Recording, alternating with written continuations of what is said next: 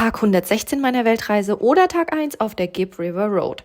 Um 6:40 Uhr werde ich und 2 andere vom Hostel abgeholt. Insgesamt sind wir 16 Leute auf der Tour und wir werden die nächsten 10 Tage miteinander verbringen. Zum Lunch stoppen wir an Windjana Gorge, wo wir später auch unser Camp aufschlagen werden.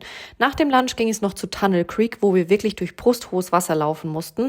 Ach so, in dem Wasser befanden sich auch Frischwasserkrokodile. Aber in der Regel tun die nichts. Zum Abendessen gab's Burger und um 20:30 Uhr lag ich dann schon eingekuschelt in meinem Swag, in meinem Zelt, weil um 5 Uhr morgen heißt es nämlich wieder Rise and Shine, my friends.